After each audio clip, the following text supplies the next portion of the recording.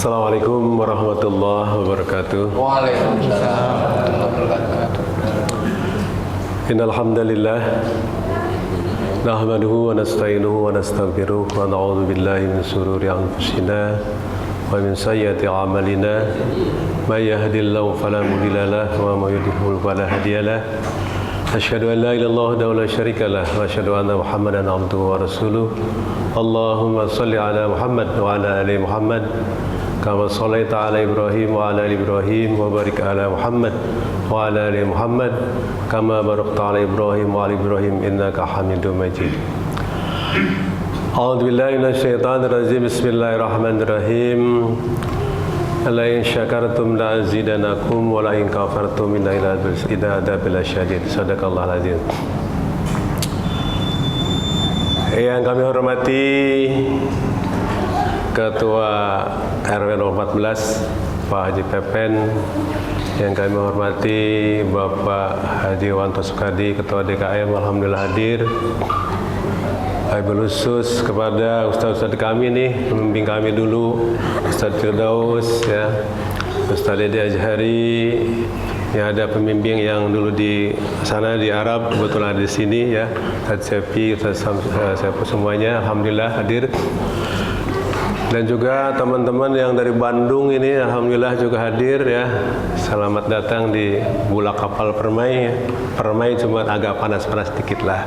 Kalau di Bandung kan agak adem-adem. Puji syukur hanya untuk Allah Subhanahu wa taala. Salat dan salam semoga tetap pada Nabi kita Nabi Muhammad sallallahu alaihi wasallam. Pada keluarganya, para sahabatnya, para tabi'in, tabi'ut tabi'in, dan mudah-mudahan syafaatnya untuk kita semua. Jamaah sekalian, wabil khusus kepada teman-teman yang sempat bersama-sama wintur dalam ibadah ke Tanah Suci. Jadi teringat kita siap-siap mau kemana gitu ya. Kalau kumpul gini teringat kita siap-siap mau berangkat kemana, apa ke Kuba, apa kemana. Namun itulah merupakan suatu kenangan yang tidak akan kita lupakan. Bahkan ya, kadang-kadang besok lusa kita ingin ke sana lagi. Saya baru sekali ngikut Aventur nih teman-teman, khususnya jamaah di Masjid Al-Mustaqim, Baitul Mulisin, maaf.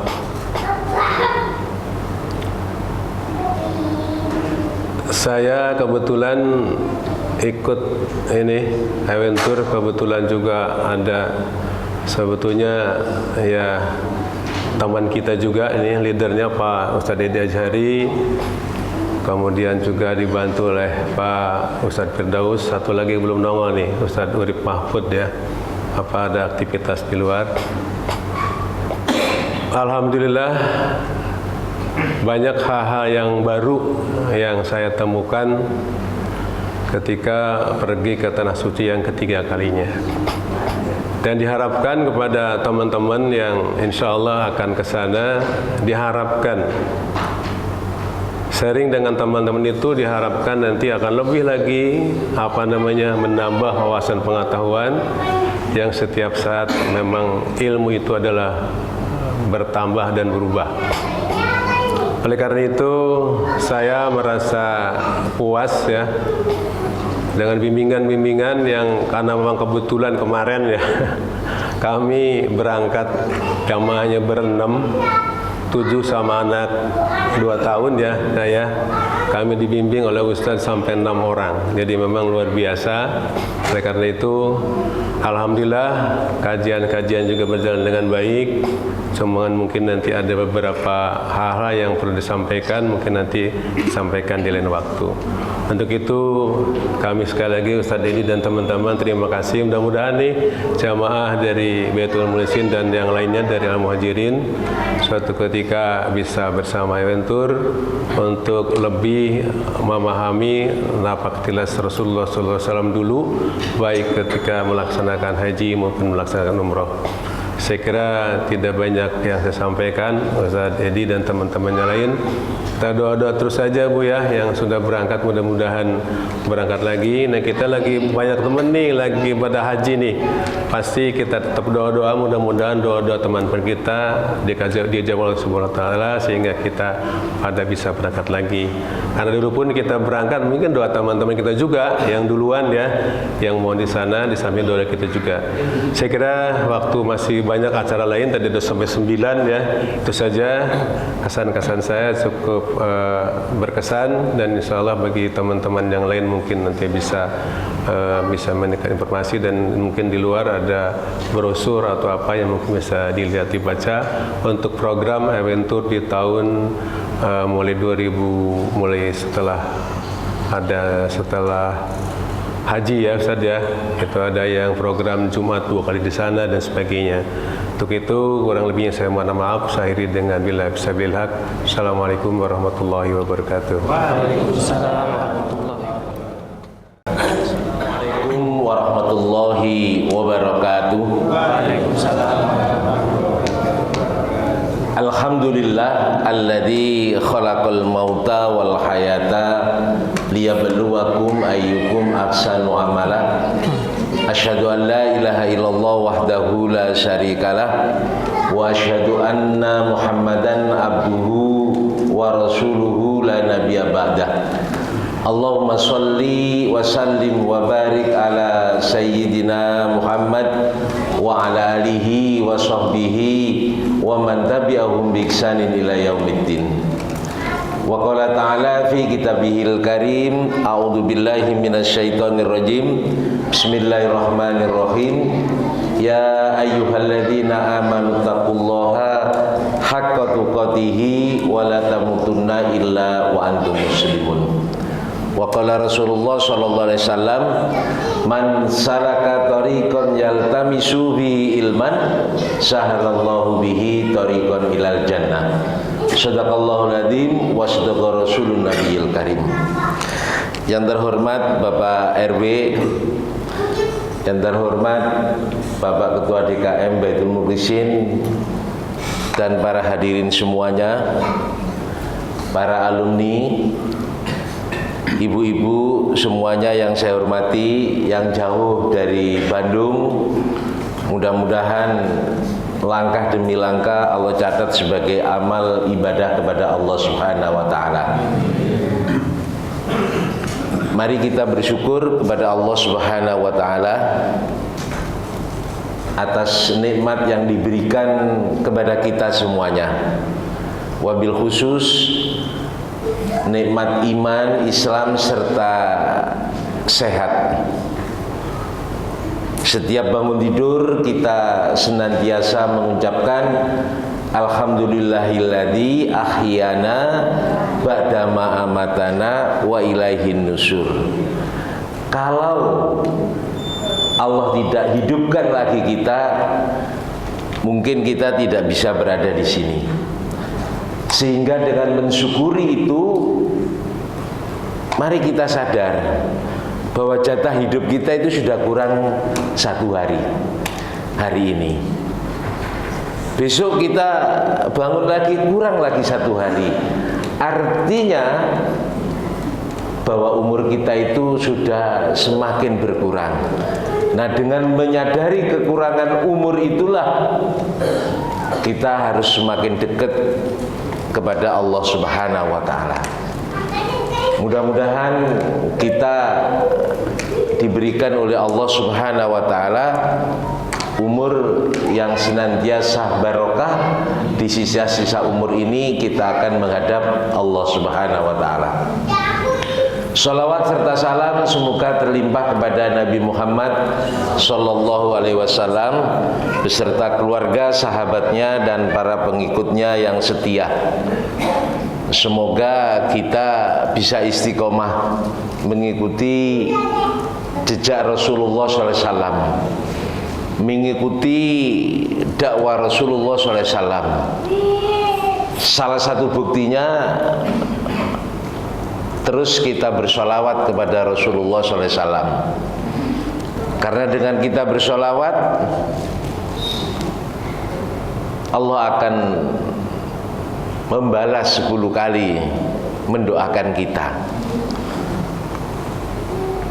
Nanti kita mudah-mudahan para hadirin bisa berziarah ke makam Rasulullah SAW. Terasa getaran di dalam hati ketika kita terangkan, ketika kita ulas bagaimanakah perjuangan Rasulullah SAW. Bapak-bapak, ibu-ibu yang saya hormati, kesempatan ini mari kita gunakan. Mudah-mudahan kita terinspirasi. Kita harus punya prasangka baik kepada Allah Subhanahu wa taala. Ataupun di dalam sebuah hadis qudsi, Allah itu ada dalam prasangka hambanya. Innallaha idza dzanni abdihi. Kalau kita punya prasangka bahwa insya Allah kita akan umroh, insya Allah kita akan ke Mekah, insya Allah kita akan ke Masjid Nabawi, mudah-mudahan menjadi sebuah doa. Karena kalau Allah sudah berkehendak, tidak ada yang bisa menghalanginya. Mudah-mudahan niat kita semuanya bisa menziarahi Rasulullah SAW dan para sahabat-sahabatnya di sekitar Madinah dan Mekah. Bapak-bapak, ibu-ibu yang saya hormati, tema kali ini nanti akan disambung oleh guru saya, Bapak Ustadz Hasan. Ya, saya akan mengupas sedikit tentang umroh.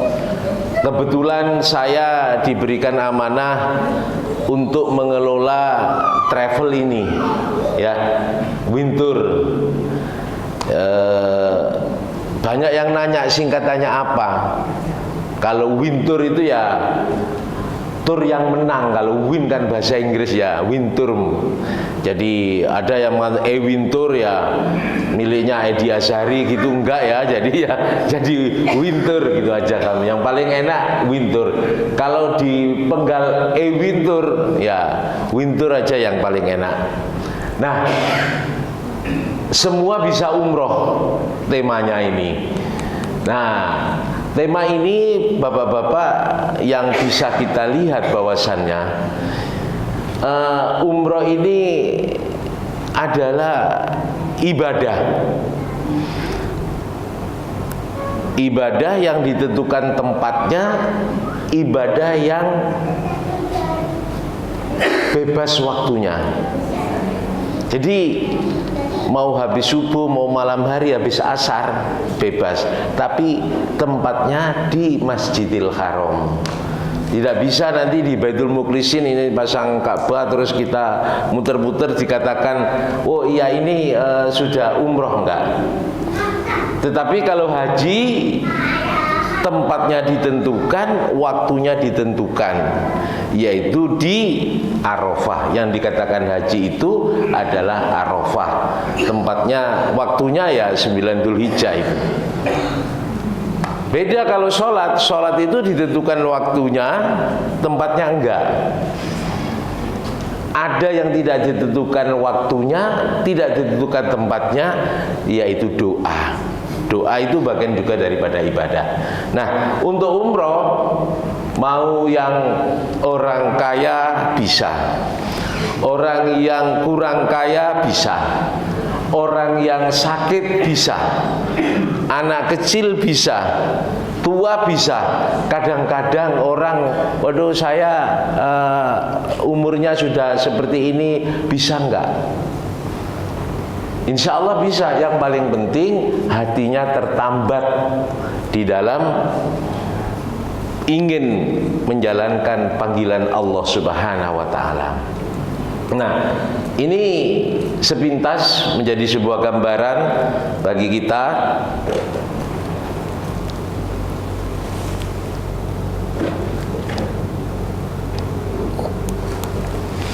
ya. Panggilan haji atau umroh ini ada di dalam surat 22 ayat 27. Allah Subhanahu wa taala berfirman, wa adzin fin nasi bil haji yatuka rijalan wa ala kulli dhamiri yatina min kulli fajjin amik. Berserulah kepada manusia untuk mengerjakan haji. Niscaya mereka akan datang kepadamu dengan berjalan kaki dan mengendarai unta yang kurus yang datang dari segenap penjuru yang jauh. Dengan ayat inilah Nabiullah Ibrahim alaihissalam berseru, menyuruh kepada seluruh umat manusia yang ada di bumi. Untuk apa? Untuk umroh atau haji. Ada yang jalan kaki, ya, ada yang naik pesawat, ada yang naik kapal. Bapak-bapak, ibu-ibu, ada yang naik sepeda dari Indonesia. Saking lamanya ngantri 25 tahun, mungkin mikirnya wah keburu mati, ya naik sepeda aja. Sampai juga di sana, sampai 3 bulan, 4 bulan. Ada aja. Nah, ini semuanya cara. Karena panggilan umroh atau haji itu adalah panggilan cinta kita kepada Allah Subhanahu wa taala. Saking pengennya ketemu kepada yang dicintainya Allah dan Rasulnya, makanya dia bela-belain apapun yang akan terjadi. Nah, contoh ini sebuah kisah, ya. Assalamualaikum warahmatullahi wabarakatuh. Para pendengar yang saya hormati, berangkat haji ataupun umroh merupakan suatu kemuliaan bagi setiap orang. Ibadah tahunan ini sudah menjadi impian setiap muslim agar bisa segera ditunaikan demi melaksanakan rukun Islam yang kelima. Berbagai cara ditempuh atas dasar cinta dan patuh akan perintah Allah Subhanahu wa taala. Bahkan ada di antara mereka yang rela meniti jalan yang tidak lazim, seperti naik sepeda, berjalan kaki, naik onta, naik kendaraan, naik mobil, naik pesawat, menuju Makkatul Mukarramah. Kisah-kisah seperti ini sudah banyak diceritakan. Di antaranya disampaikan oleh sahabat Syakik Al-Bakhili.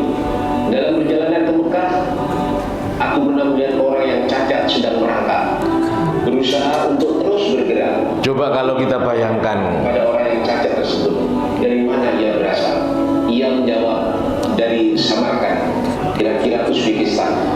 Aku bertanya kembali, berapa lama waktu yang akan habiskan untuk menempuh perjalanan ke Mekah dengan keadaan yang seperti ini? Ia menjawab, tapi ia tidak ingat total waktunya. Aku pun memandanginya dengan pandangan yang begitu takjub. Masya Allah, perjalanan yang sangat lama dengan keadaan yang begitu melelahkan. Di tengah pandanganku yang takjub, orang tua yang udah nggak apa-apa kan. Kenapa Anda memandangiku seperti ini? Syakik menjawab, aku kagum dengan fisikmu yang lemah, namun digunakan untuk bepergian dengan perjalanan yang sangat jauh. Orang tua menjawab dengan keadaan yang masih dipenuhi rasa takjub. Wahai Syakik, perjalanan yang jauh ini sungguh rasa rindu membuatnya terasa singkat. Adapun tubuh yang lemah ini, sungguh Tuhanku Maha Kuat akan menanggungnya. Wahai Syakik, apakah kamu masih merasa aneh dengan perjalanan seorang hamba yang ditanggung oleh tuannya yang maha lembut? Orang tua tersebut melanjutkan dengan beberapa syair. Ya Allah, aku mengunjungimu. Semua perjalanan menuju cinta memang sulit untuk ditempuh, namun rindu ini selalu mendorong, dan impian bertemu selalu membuatnya menjadi terasa bahagia. Bukanlah seorang pecinta, orang yang takut celaka dalam perjalanan menuju kekasihnya, dan jauhnya perjalanan juga tidak akan membuatnya jauh dari sesuatu yang ia cintai. Sahabat-sahabat semuanya, mari kita ajarkan kita bisa memenuhi panggilan Allah Subhanahu wa taala dengan terus berdoa. Mudah-mudahan kita semua dimudahkan untuk mengunjungi rumah sang kekasih Baitullah dan Rasulullah SAW di Masjid Nabawi. Assalamualaikum warahmatullahi wabarakatuh. Nah, kisah ini menunjukkan begitu daya tariknya yang sangat kuat. Ketika kita mau umroh sudah ngelihat menara aja sudah mulai, kalau ini sudah mulai menangis, padahal belum apa-apa, baru ngelihat menaranya. Mau umroh melihat Ka'bah tambah nangis lagi. Ada apa? Itulah daya tarik ya. Ada di dalam Al-Qur'an memang ada tariknya yang sangat kuat sekali. Nah, makanya kalau kita ngelihat di Baitullah dan Masjid Nabawi itu tidak pernah sepi. Terus akan mengalir ya. Terus akan mengalir bermacam-macam warna kulit, bermacam-macam orang di seluruh dunia. Satu tujuannya sebenarnya rindu kepada Allah Subhanahu wa taala. Mudah-mudahan kita yang hadir di sini, mari kita azamkan, kita berdoa, mudah-mudahan Allah panggil lagi untuk berziarah ke Baitullah, Allah panggil lagi untuk bisa berziarah ke makam Rasulullah SAW. Ada apa sih bapak-bapak, ibu-ibu? Begitu kuatnya daya tariknya. Saya akan kupas nanti pelan-pelan kalau ada pertanyaan.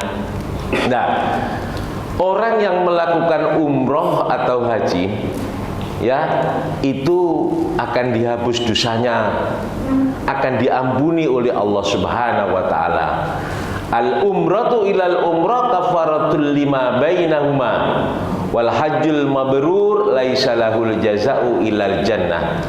Antara umroh yang satu dengan umroh yang lain terdapat penghapusan dosa di antara keduanya. Haji yang mabrur tidak ada pahala, umroh yang mabrur tidak ada pahala kecuali surga. Hadirin bapak-bapak, ibu-ibu semuanya yang saya hormati, apapun profesi kita, apapun latar belakang kita, setebal apapun iman kita, setipis apapun iman kita, pasti di dalam hati kita pengen kalau mati masuk surga. Nggak ada yang pengen masuk neraka. Makanya apakah hartanya, apakah raganya, apakah pikirannya, bagaimanakah kita bisa mendapatkan surga Allah? Surga Allah Subhanahu wa taala itu tiket pertamanya, dosanya diampuni oleh Allah Subhanahu wa taala. Mari semua zikir yang paling, kalau bahasa saya paling top itu ya zikir membaca istighfar. Selalu memohon ampun kepada Allah Subhanahu wa taala. Lah, di antara wasilah-wasilah yaitu kita melakukan umroh, melakukan haji.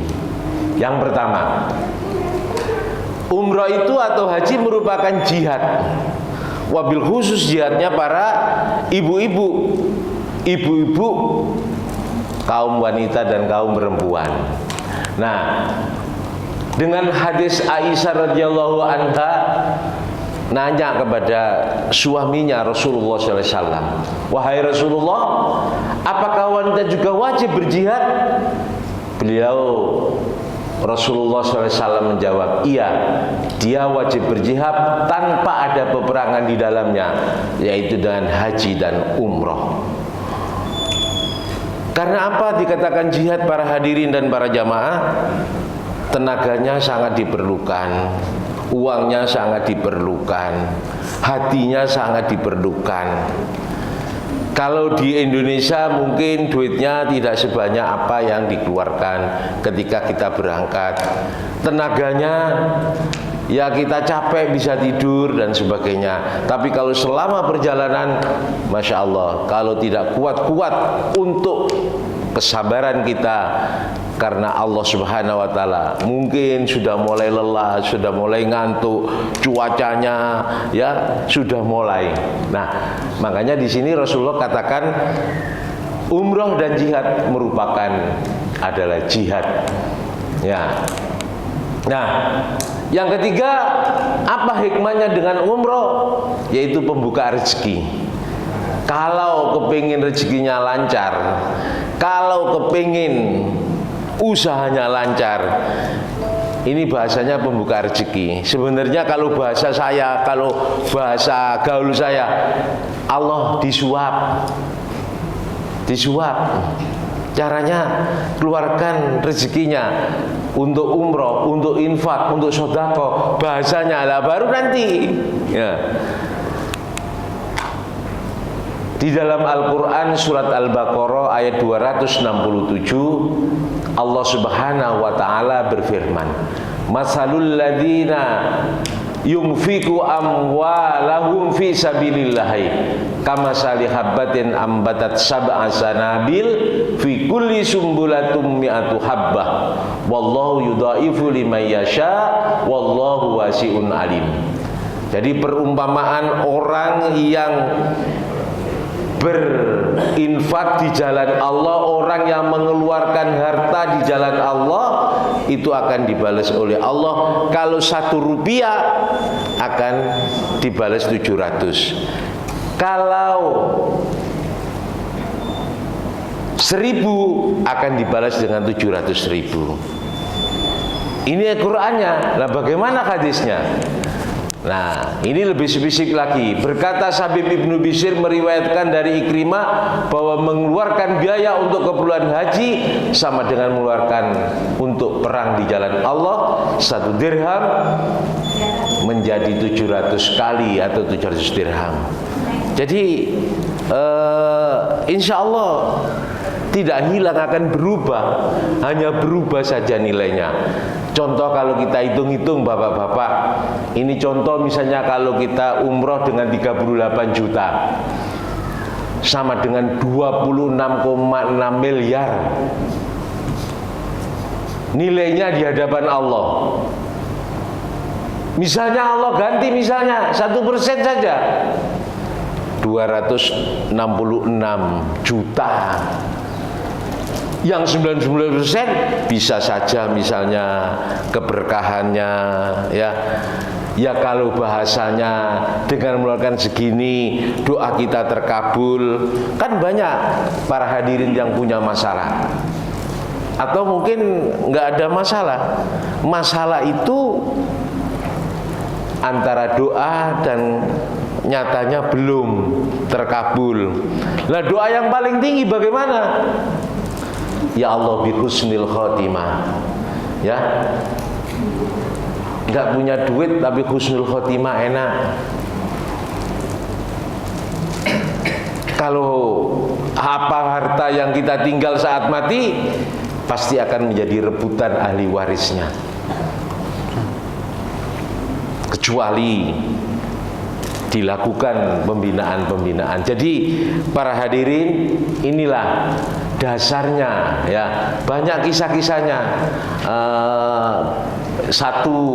Diganti 1%, mungkin taruhlah 0,05% aja sudah 167 juta misalnya, 133 juta. Ini kalau kita ganti, belum nanti ya dengan manfaat-manfaat yang sangat banyak sekali.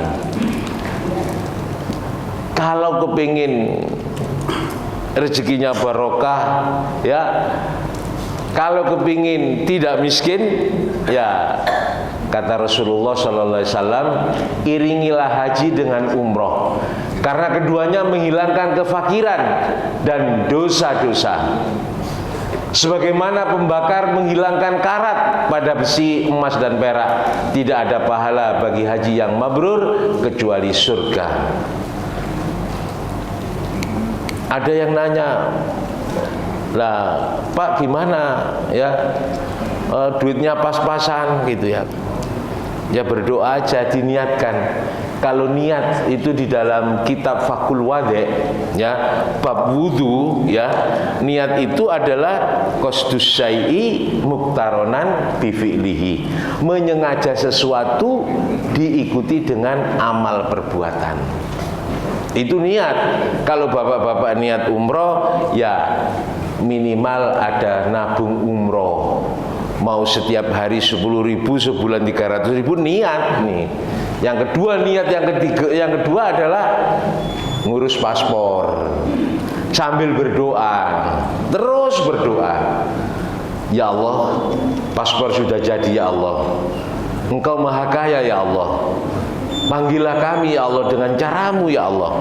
Banyak yang nggak masuk akal, tetapi terjadi hal-hal yang ya spektakuler karena keterlibatan Allah Subhanahu wa taala. Nah, umroh haji tadi itu dipanggil ya. Kalau panggilan ini sudah banyak ya, panggilan ada 3, panggilan ke masjid, panggilan adzan, panggilan kedua ke panggilan ke Baitullah tadi dasarnya surat 22 ayat 7. Mudah-mudahan kita dipanggil ke Baitullah sebelum kita dipanggil ke rahmatullah.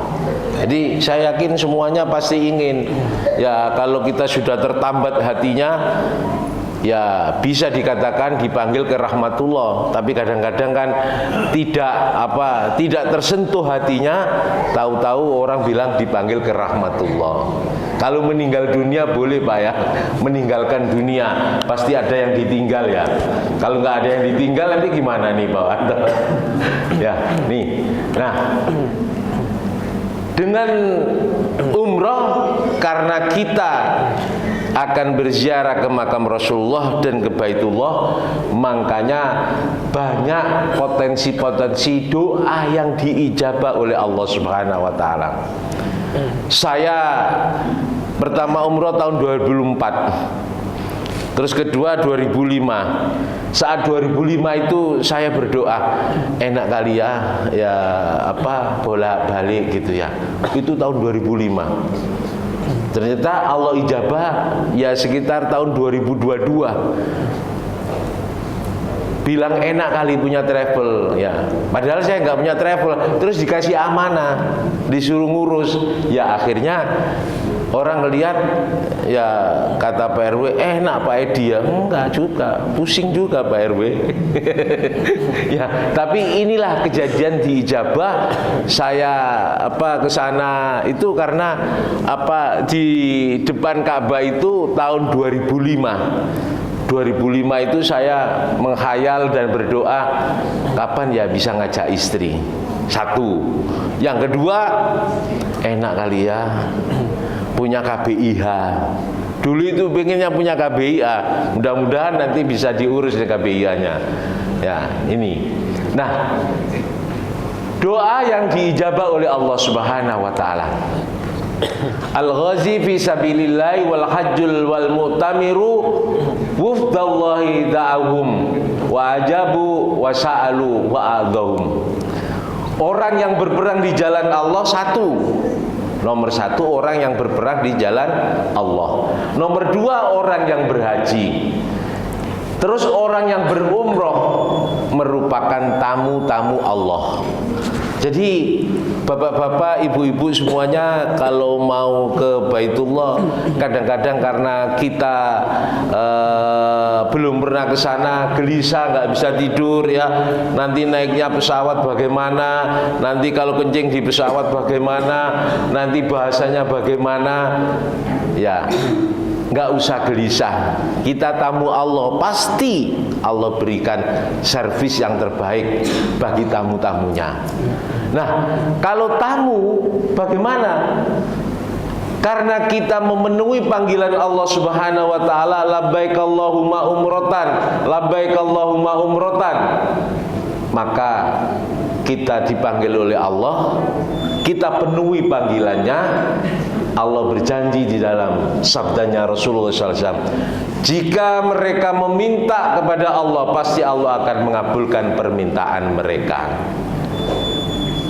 Jadi ya ini doa-doa kita, ya. Kalau kita ke sana dipersiapkan doa sebaik mungkin.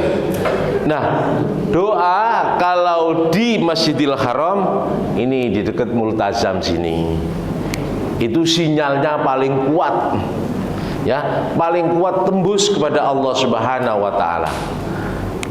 Nah, di dalam hadis yang lain, al-hajju wal ummaru waftullahi inda'uhu ajabahum wa in istaghfaruhu ghafara lahum.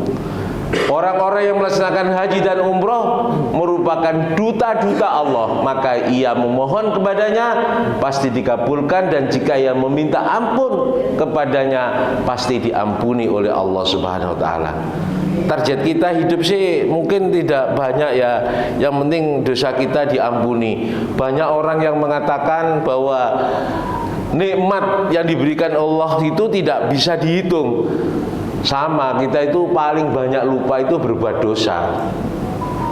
Betul nggak Bapak-bapak itu? Lupa dosanya apa. Kayak kita apa, kalau bahasa saya watados, wajah tanpa dosa. Kayak ya, padahal masih sangat banyak sekali perintah-perintah Allah ada di dalam Al-Quran yang kita belum ketahui, yang kita belum amalkan, seolah-olah kita sudah menjadi orang yang Qur'ani. Wah iya, saya udah Qur'ani. Nah, ini kan tanggung jawab kita. Makanya semakin banyak kita mengkaji ayat-ayat Allah, semakin banyak dosa kita. Karena semakin tahu. Tapi ada yang mengatakan, ya kalau gitu nggak usah ngaji aja, Tat. Oh iya, malah tambah banyak lagi. Di dalam surat Al-A'raf ayat 179, karena kita nggak mau ngaji, pikiran kita, hati kita, hidung kita tidak kita fungsikan, ya ujung-ujungnya bukan lagi akhirnya husnul khotimah, tapi akhirnya adalah su'ul khotimah, masuk neraka. Makanya semakin banyak kita taklim, semakin takut kepada Allah Subhanahu wa taala. Banyak orang yang banyak belajar, banyak mengkaji, tapi kok nggak ningkat-ningkat takwanya. Biasa-biasa saja. Itu harus ditanyakan. Apakah dalam bentuk amal secara individu atau bentuk amal-amal secara sosial. Semakin banyak mengkaji, semakin banyak meningkatkan takwa kita kepada Allah. Karena sekarang banyak taklim-taklim itu hanya trading aja. Ya udah, kita sana kuyu. Padahal takwa itu adanya di dalam hati untuk meningkatkan ketakwaan kita kepada Allah Subhanahu wa taala. Kita lanjutkan ya. Nah, doa-doa yang diijabah, berdoalah kepada Allah dalam keadaan yakin dikabulkan. Ada pertanyaan, Bapak-bapak, saya doanya kok belum dikabul, Tat, gimana? Ya berdoa terus, ngantri. Kalau doa dikabul cash, itu nggak dinamis juga. Kita berdoa dikabul, berdoa dikabul, berdoa dikabul. Makanya ngantri inilah penuh kesabaran. Bila doa kita dikabul, kata Sayyidina Ali, alhamdulillahnya sekali. Kalau tidak dikabul, alhamdulillahnya 10 kali. Kalau dikabul, alhamdulillah sekali, karena itu kemauan kita. Tapi kalau belum dikabul, alhamdulillahnya 10 kali, bahwa itulah yang terbaik menurut Allah Subhanahu wa taala. Doa saya dikabul tahun 2022, berdoanya 2005. Berapa tahun loh Pak? Kadang-kadang lihat orang umroh, tapi dikabulnya sekarang sudah mulai persendiannya kurang nyaman gitu kan ya. Tapi tetap semangat. Ya ini kabul ya. Nah, kalau kita lihat di pintu ya, di pintu terakhir di Madinah itu adalah ada raudhah. Raudhah itu kalau di Madinah merupakan tempat yang sinyalnya sangat kuat. Kebetulan takdir Allah, saya dengan Pak Ari Mesta, biasanya rata-rata orang dapat 10 menit, kita dapat 1 jam lebih karena ketahan sholat asar.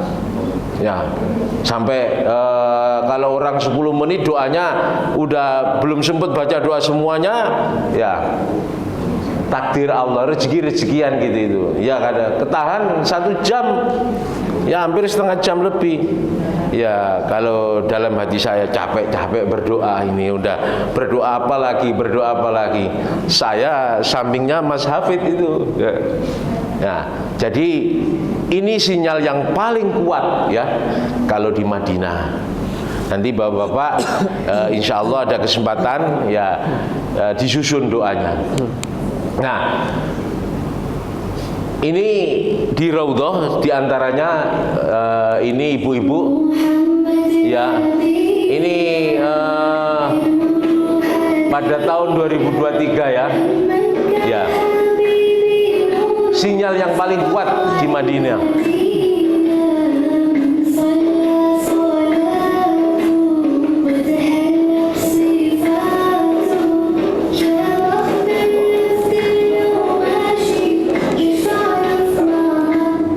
Jadi di Raudhah itu ada sebuah kesempatan kalau kita sholat di Raudhah. Ya memang ya mungkin tanya para hadirin, para alumni, kayaknya kayak tenang gitu ya. Ya kayak udah wallahu alam lah. Begitu tenangnya. Sinyal yang sangat kuat ini untuk berdoa. Mudah-mudahan kita yang pernah sholat di Raudhah, nanti Allah angkat lagi Raudhah itu di surga dan kita bisa bertemu lagi di taman Raudhah ini. Terus keutamaan, kenapa kita harus umroh ngejar-ngejar ngeluarin duit banyak? Ya, Rasulullah SAW bersabda, barang siapa yang sholat di Masjid Nabawi itu nilainya 1000. Barang siapa yang sholat di Masjidil Haram 100.000. Coba bapak-bapak bayangkan. Kalau di Masjid Baitul Mukhlisin 27, kalau di rumah 1000. Ini saya cuma mau menghitung secara matematis apa yang disampaikan Rasulullah SAW.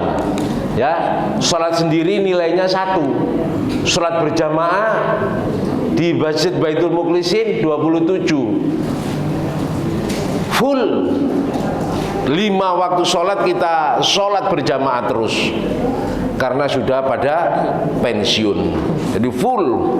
Nilainya 1 hari itu 135. Kita hitung yang wajib saja. Kalau Baitul Mukhlisin penuh, karena pada pensiun 5 waktu, jadi bapak-bapak nilainya 135. Nah, kalau sholat di Masjid Nabawi kata Rasulullah itu nilainya 1000.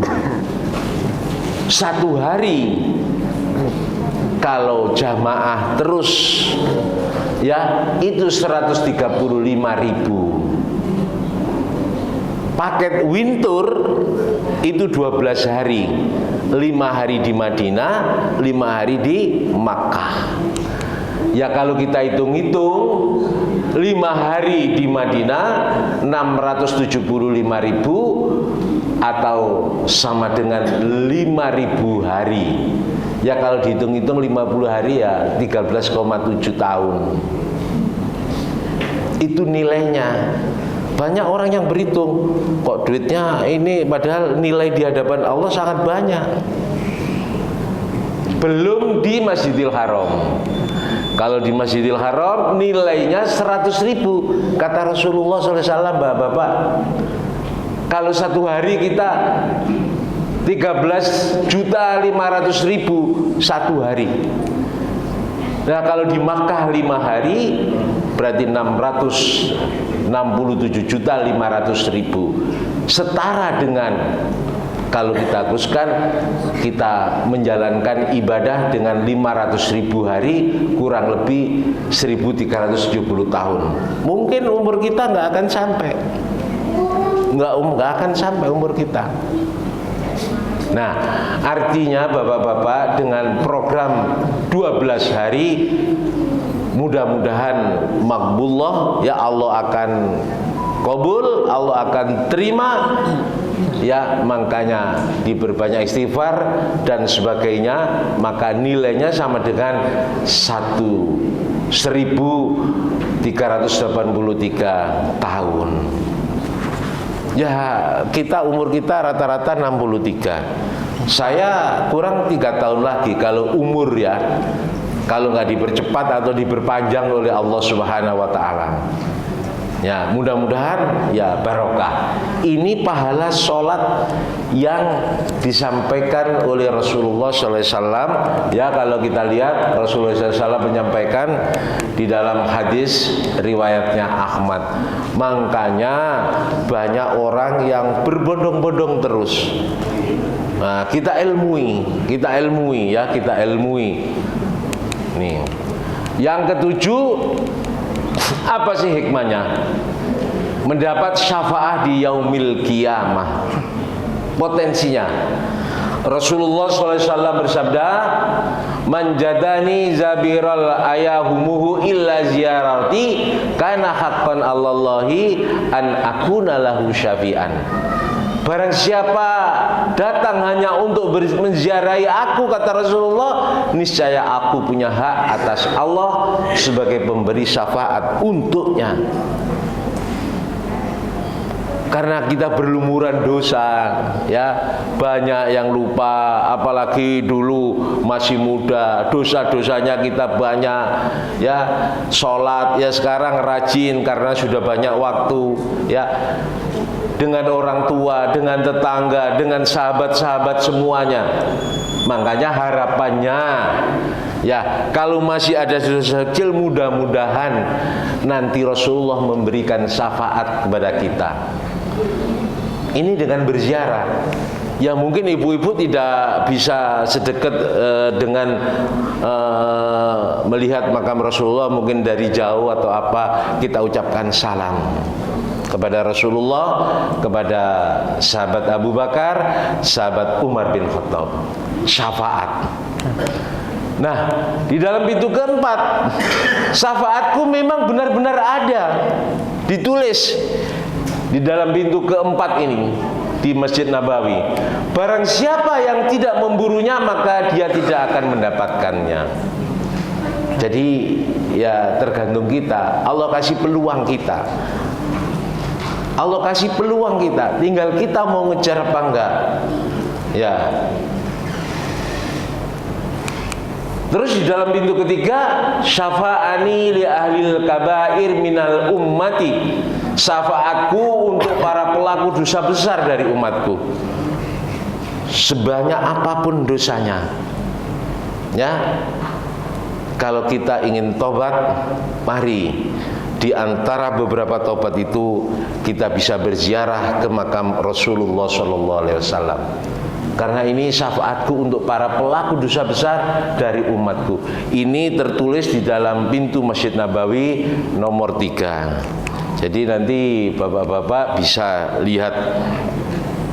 Ya. Terus yang ke-8, rahmat Allah Subhanahu wa taala, ya. Rahmat Allah itu diberikan kepada siapa? Kepada semuanya. Kepada orang yang beriman, orang laki-laki, perempuan, sebagaimana mereka menjadi penolong bagi sebagian yang lain. Mereka menyuruh mengerjakan yang ma'ruf, mencegah dari yang mungkar, mendirikan salat, menunaikan zakat, dan taat kepada Allah dan Rasulnya. Mereka itulah akan diberikan rahmat oleh Allah. Sesungguhnya Allah Maha Perkasa, lagi Maha Bijaksana. Kita semuanya akan mendapat rahmat. Tapi lebih spesial lagi kalau kita bisa menjalankan umroh. Sesungguhnya Allah menurunkan untuk para penghuni masjid Mekah ini setiap hari 120 rahmat. 60 rahmat untuk yang tawaf, 40 rahmat untuk yang sholat, 20 rahmat untuk yang melihat Ka'bah. Makanya begitu besar magnetnya. Kita baru belum melihat Ka'bahnya aja sudah nangis. Ngelihat apa menaranya aja sudah nangis. Ngelihat jalan orang-orang aja yang mau masuk ke Masjidil Haram udah nangis, apalagi melihat langsung. Nah, inilah keistimewaannya Baitullah, ya. 60 untuk yang tawaf, 40 untuk yang sholat, 20 untuk yang melihatnya. Jadi kita sudah dapat rahmat, lebih spesifik lagi ditambah nilainya ketika kita menjalankan ibadah tawaf. Ya. Terus yang ke-9, kita bisa berziarah ke Masjid Quba. Siapa yang bersuci di rumahnya lalu dia mendatangi Masjid Quba lantas ia melaksanakan sholat di dalamnya, maka pahalanya seperti pahala umroh. Umroh bonus umroh. Ya, dari travel sekali. Ya, kalau Pak Hari Mesta kemarin berapa kali sudah naik sendiri jalan aja, naik taksi ya. Jadi kepengen, sehari sekali, boleh aja. Tapi kalau dari travel nyediainya sekali untuk bisa berziarah ke Masjid Quba. Di sana para hadirin dan para jamaah ada lubang ya di sini gini nih ya, wahyu pertama turun. Jadi nanti kalau di sana kita akan kasih tahu ini loh ya, saat Rasulullah di bawahnya ini turunnya wahyu pertama. Nah, jadi kita bisa membayangkan, bisa sholat ya, mudah-mudahan dengan kita memahami makna itu, mudah-mudahan kita bisa diijabah semua doa-doa kita. Ini Masjid Quba.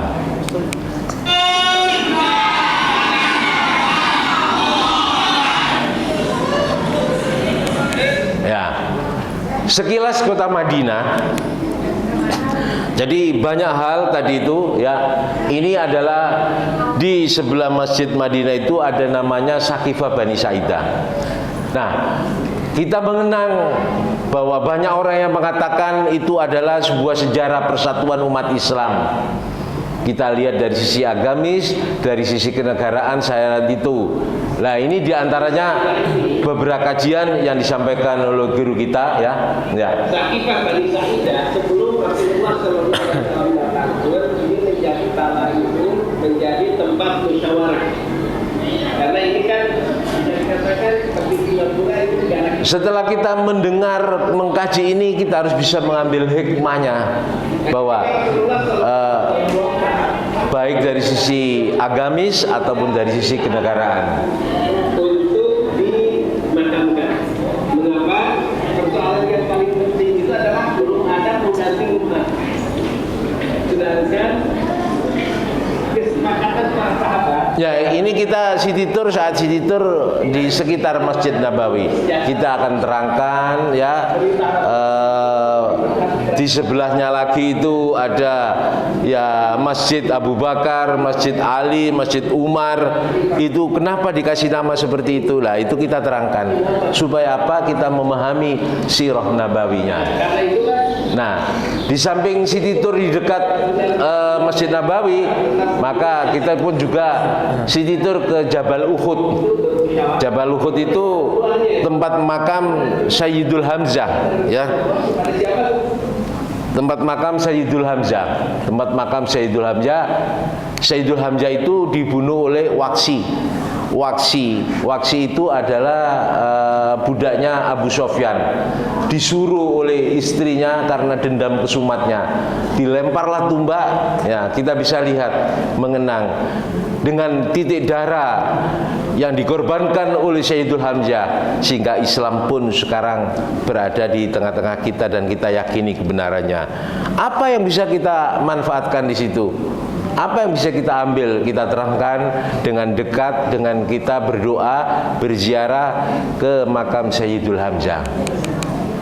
Nah, bapak-bapak, ibu-ibu yang saya hormati, ini pembangunan di Masjidil Haram itu sangat pesat, begitu juga di Masjid Nabawi.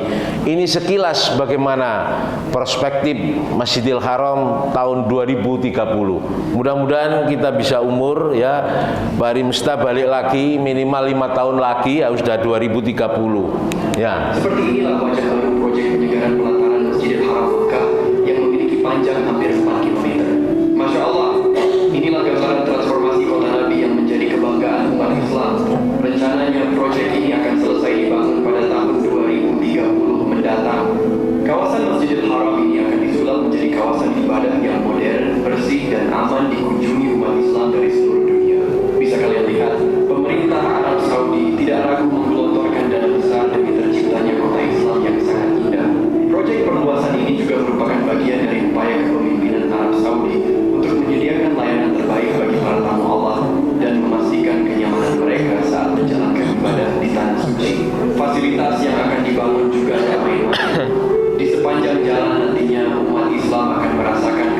diperbolehkan karena telah dilengkapi pendingin udara luar ruangan guna meredam hawa panas matahari.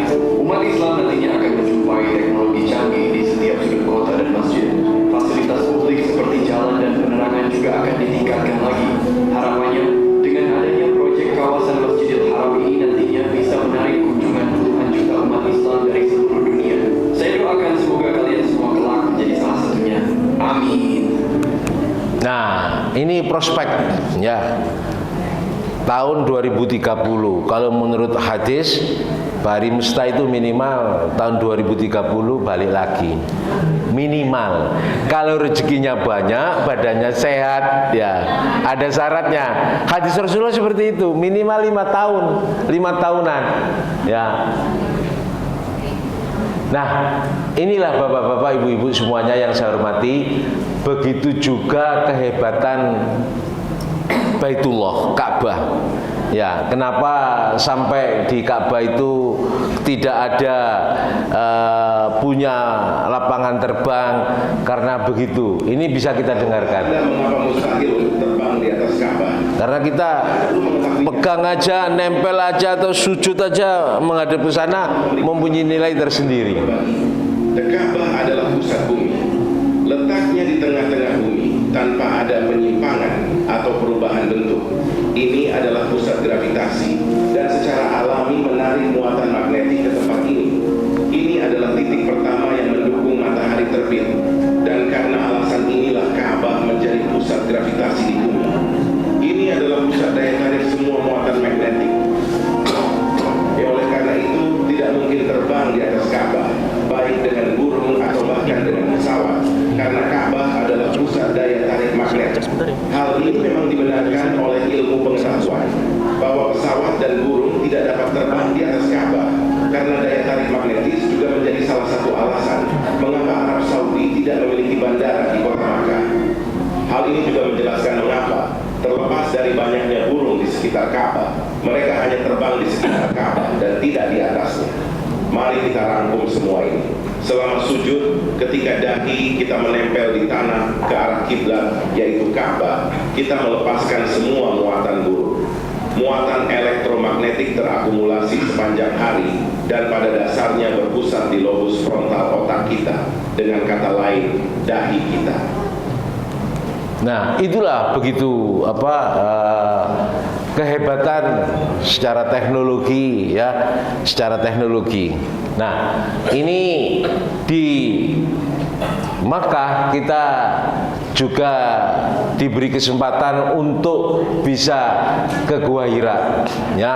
Kalau badannya pas sehat, ya. Kalau Gua Hira, ini Gua Hira masa sekarang sudah enak ya, bisa jalan kaki, ya, landai, ya, sudah bisa jalan kaki, landai. Nah, ini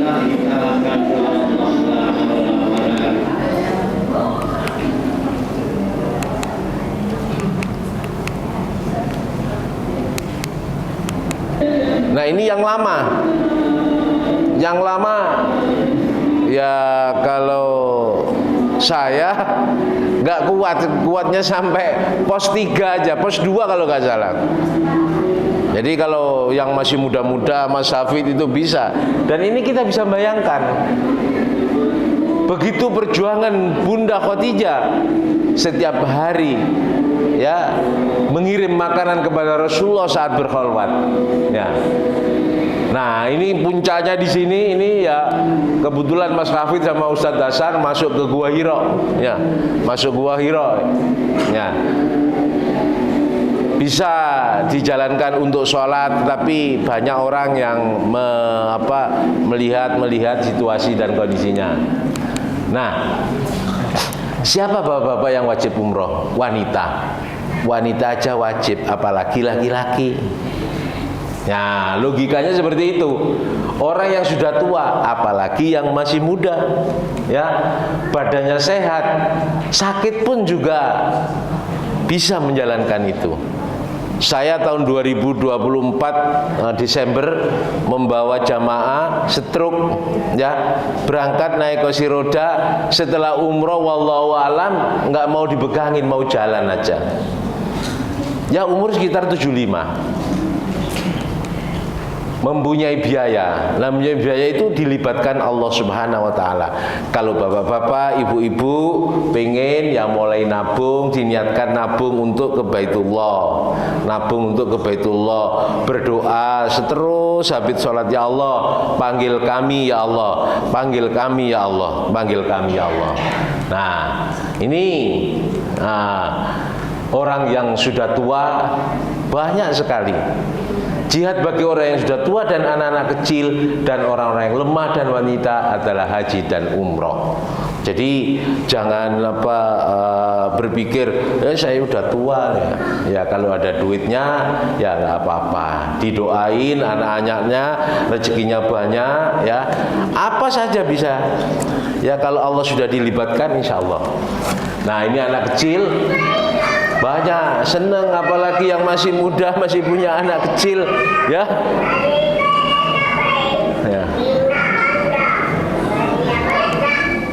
Nah, kewajiban memenuhi panggilan haji dan umroh, minimal haji sekali dalam seumur hidup.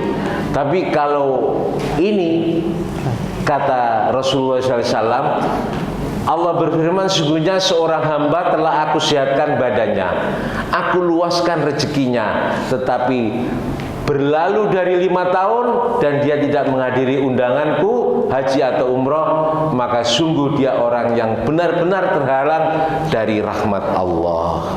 Jadi umroh 5 tahun sekali, kalau haji kan bisa 25 tahun sekali. Makanya saya doain Pak Hari Mesta ini tahun 2030 ngeliat pembangunan baru, sekarang 2025 5 tahun lagi ke sana lagi. Lah, kalau sudah tua bagaimana? Ya bisa. Apalagi sekarang difasilitasi mobil ya oleh pemerintah Arab Saudi di sana, difasilitasi mobil, bisa naik Golkar, bisa berkeluarga, mau tawaf mau sa'i. Ya kita nikmat lah. Nah, jadi yang punya duit disimpan ya, disimpan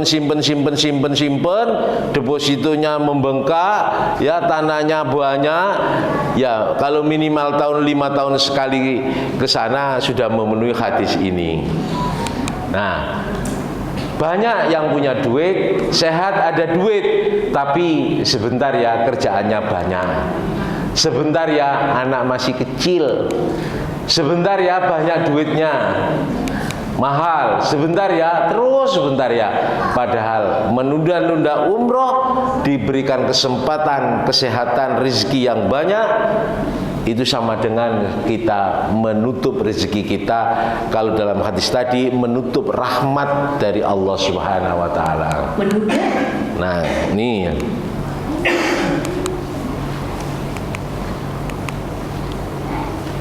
menunda umroh sama dengan menunda rezeki. Menunda-nunda umroh itu sama halnya dengan kita menunda-nunda rezeki loh. Kenapa? Karena ketika kita pergi umroh itu kita memenuhi panggilan Allah. Allah itu yang memberi kita rezeki, pekerjaan kita dengan sehat, sehingga rezeki kita bertahun terus dialirkan. Jadi kita tahu sehat, supaya bermudah, dan insya Allah semoga agar kita dikabulkan. Nah, ini kita ke Museum Wahyu ya. Ini jamaah Oktober 2023 ya. Ingat perjalanannya Wahyu turun ya. Semua di Museum Wahyu. Nah, ini kita disusul ke Jabal Rahmah ya. Banyak. Ini kita city tour ke makam syuhada Uhud ya. Ya, ini ke Jabal Malaikat. Yang sini ini Bapak-bapak, Jabal Malaikat itu adalah tempat malaikat membantu saat perang Badar. Jadi pasirnya spesial, sama beda yang lainnya. Ini kita berziarah ke Syuhada Badar. Syuhada Badar itu peperangan pertama. Jadi musliminnya 313, orang kafir Quraisynya 1000. Enggak masuk akal, tetapi pertolongan Allah dengan diturunkannya malaikat yang mengintai ya di sini, makanya ini di Jabal Malaikat. Ya, ini kajian-kajian pagi kita, pagi habis subuh di pelataran Masjid Nabawi, malam juga kajian di pelataran Masjid Nabawi. Nah, ini ya kenapa harus dengan bintur? Ya umroh napatilas. Kita akan kasih begitu penjelasan-penjelasan sesuai dengan sirah Nabawi. Kita paketannya 12 hari karena 9 hari itu terlalu ngoyoh kalau ibadahnya kurang khusyuk ya. Belanjanya terlalu mepet, nanti buru-buru ibu-ibu, nanti bapak-bapak belanjanya kok belum penuh terus itu ya. Ya. Jadi Jumatan 2 kali. Kalau Jumatan 2 kali itu berangkatnya hari Rabu. Kamis sampai sana ya kita sehari baru kita Jumatan. Terus itu Taif ya, kemarin kalau Pak Hari Mesta tidak, karena semua transportasi kalau Ramadan itu stop. Jadi orang diperbanyak dengan untuk apa? Untuk beribadah. Kajian pagi malam, hotel dekat masjid 300 meter. Kita insya Allah naik kereta cepat dari Madinah ke Mekah. Kalau Mekah ke Madinah kita naik bis karena kita mau ziarah ke Syuhada Badar.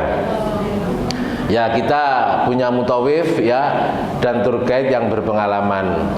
Mutawif dari Wintur yaitu Cak Imam, dia lulusan Azhar, S2 ilmu tafsir. Ya, dulu temen waktu di pesantren Tebu Ireng bersama saya. Jadi ya sama-sama Jawa Timur.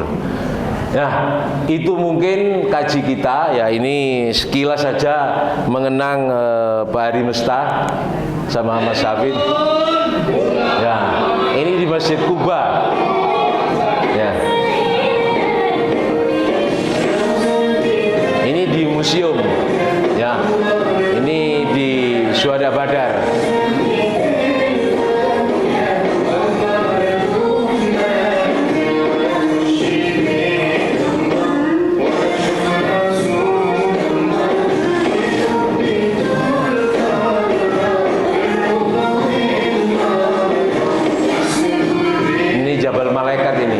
Kebetulan ada jamaah kami yang bareng itu dari Jepang. Dari Jepang itu 3 orang.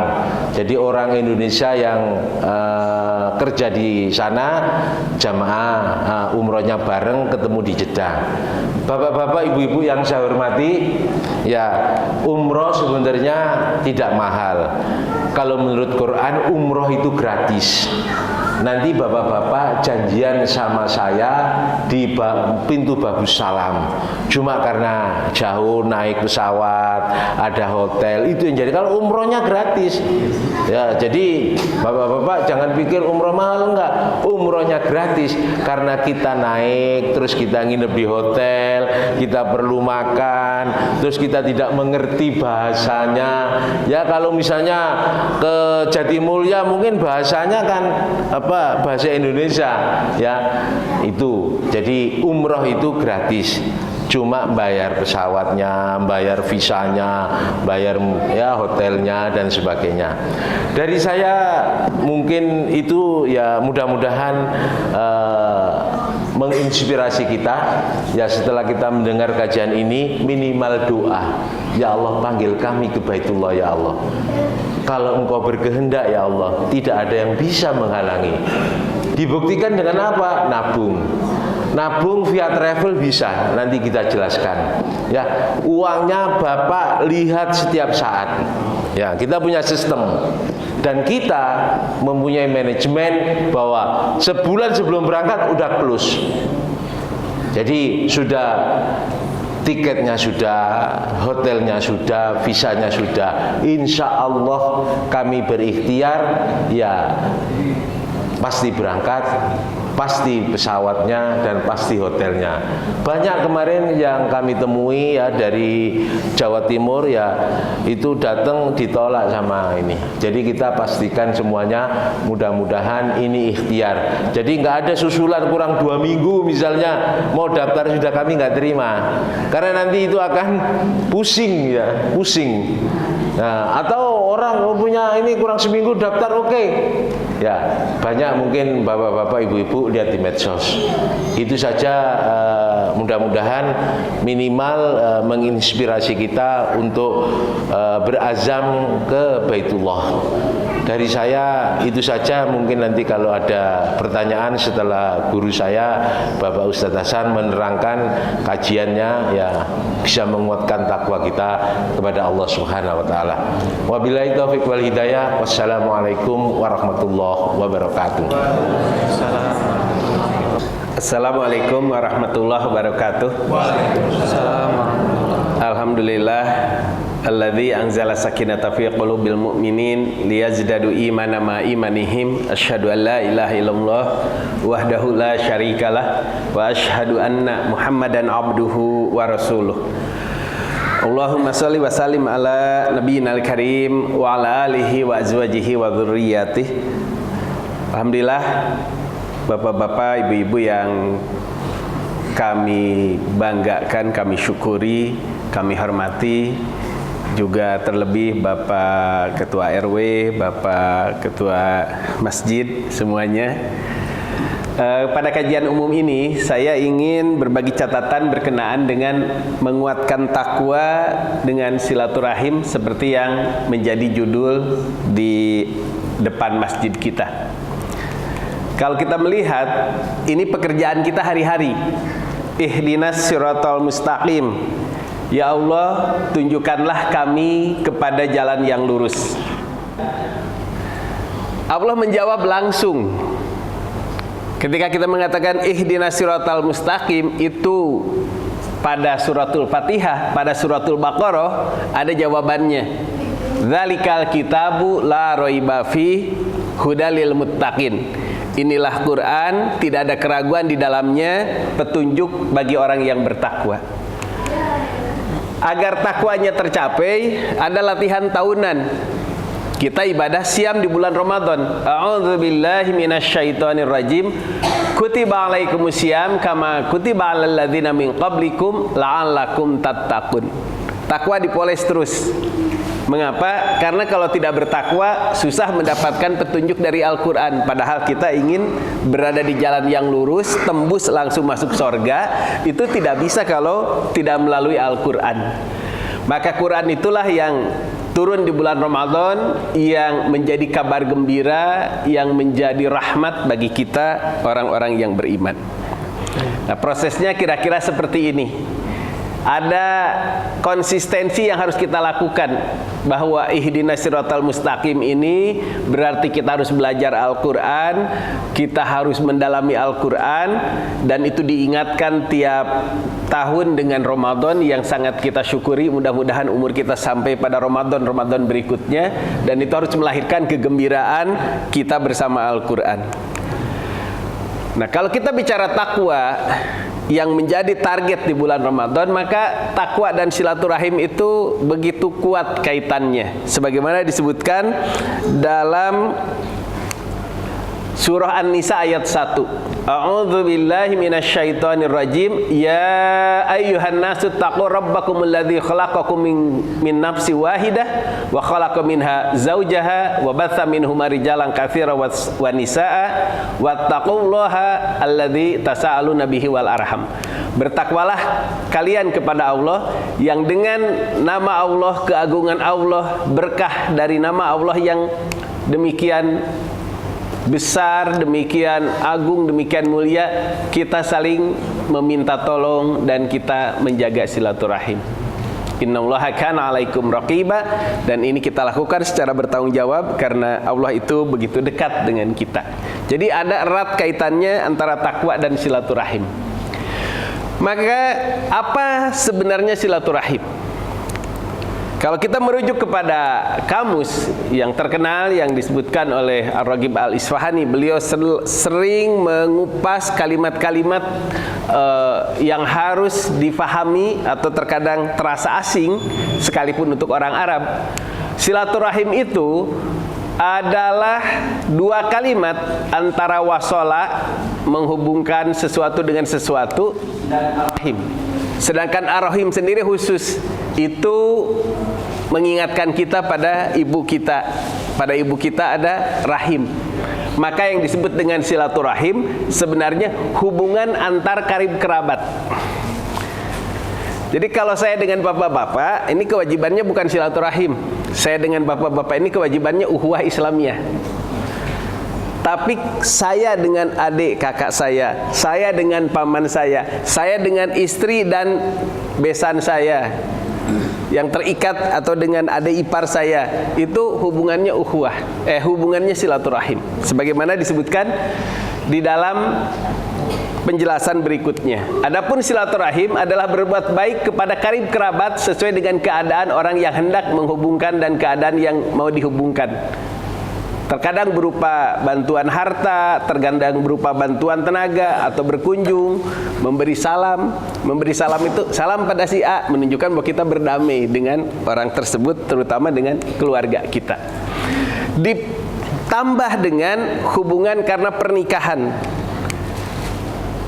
Ar-Raghib Al-Asfahani juga menyebutkan bahwa banyak hadis yang menyebutkan tentang silaturahim, dan silaturahim adalah perbuatan baik pada karib kerabat yang memiliki hubungan nasab atau kerabat karena hubungan pernikahan. Nah, kadang-kadang di kita suka salah kaprah silaturahim itu dengan sesama muslim.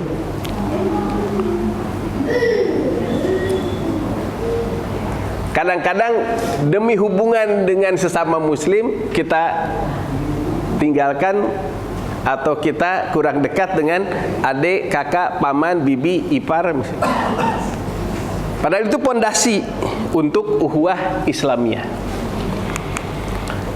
Dengan demikian, perbuatan baik dan menyambung hubungan terhadap orang yang tidak memiliki hubungan kekerabatan dan nasab tidak termasuk silaturahim. Jadi hadis-hadis silaturahim yang ada di dalam hadis itu berkenaan dengan kewajiban kita menjaga hubungan kerabat. Tapi kalau dengan sesama muslim tetap wajibnya ukhuwah Islamiyah. Itu pun kewajiban.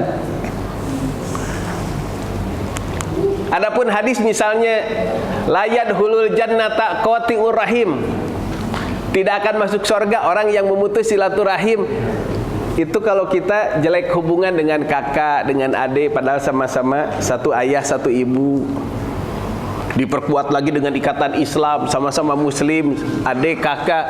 Terus nggak mau deket-deketan, bahkan menjauh. Ancamannya segera perbaiki hubungan itu, atau sama-sama tidak ketemu sampai di surga. Nauzubillah min zalik. Demikian juga hadis man syarrahu ayyab sutalahu fi rizqihi aw yunsa'alahu fi atharihi falyasir rahimah. Siapa yang ingin luas rezekinya, siapa yang ingin panjang umurnya, hubungkan silaturahim. Maksudnya silaturahim ini jangan jelek dengan keluarga, jangan jelek dengan kakak, jangan jelek dengan adik, jangan jelek dengan paman, jangan jelek dengan ayah, ibu, kakek. Harus baik dalam keluarga besar itu.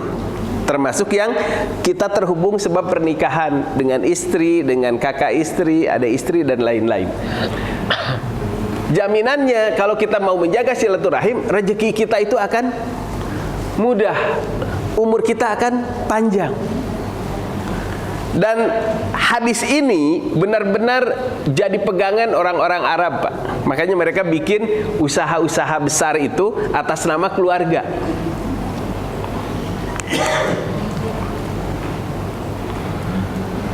Nah, kemudian di dalam Al-Quran pernah terjadi sebuah kebaikan yang dikembalikan kepada porsinya.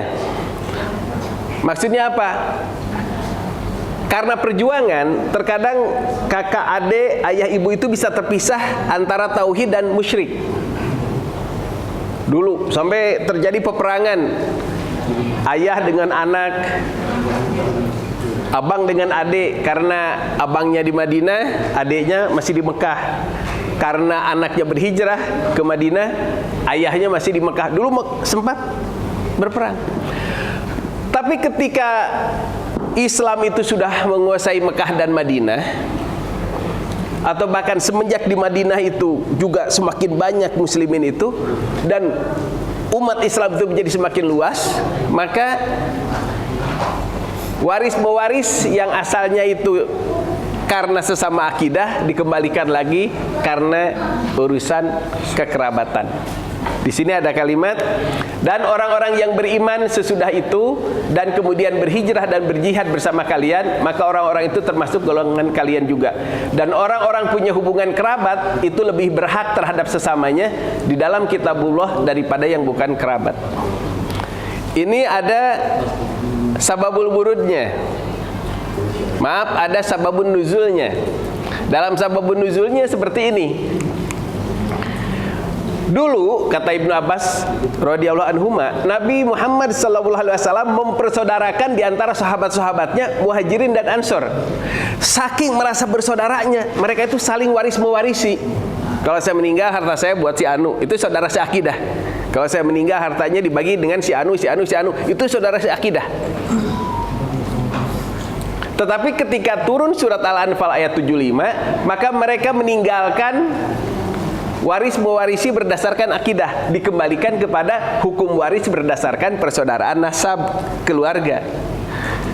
Nah, itu yang disebutkan wa ulul arham ba'duhum auliya bi ba'din fi kitabillah.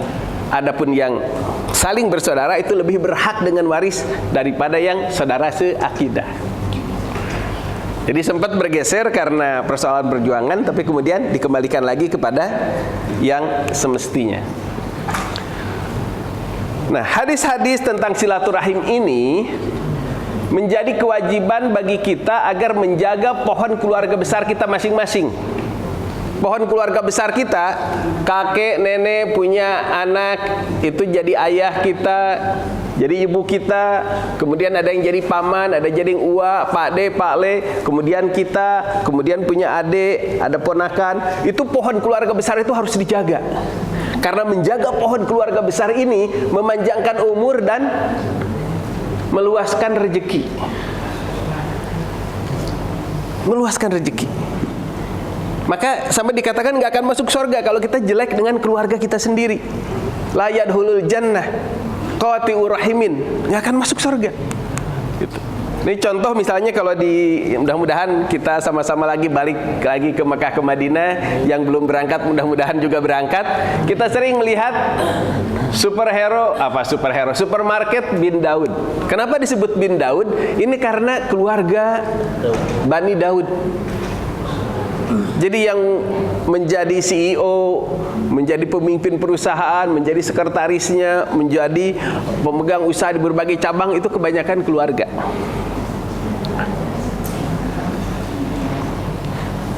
Bin Daud ini didirikan oleh Ismail bin Daud, Abdullah bin Daud, dan Sulaiman bin Daud 50 tahun yang lalu. Sama-sama dari keluarga Daud.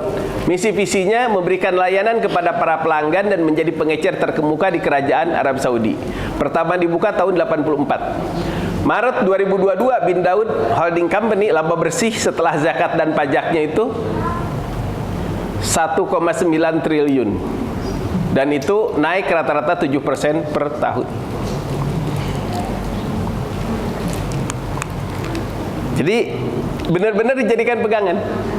Man sarrohu ayyub satolahu fi rizqihi au yunsa lahu fi atharihi falyasil rahimah.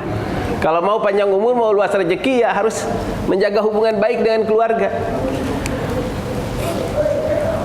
Dan pada tahun 2019 perusahaan itu mengumumkan rencana untuk membuka 100 toko pada 2024. Artinya paling tidak ada 5-6 toko per tahun dan terus berkembang.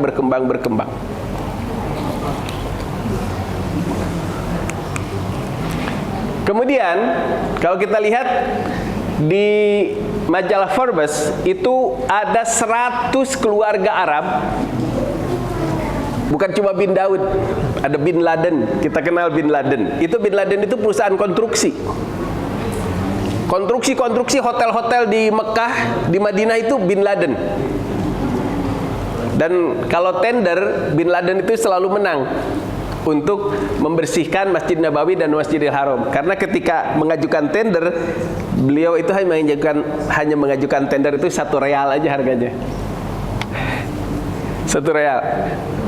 Ya kan nggak mungkin tender nggak ada angkanya, maka dia kasih angka 1 real. Yang menang terus.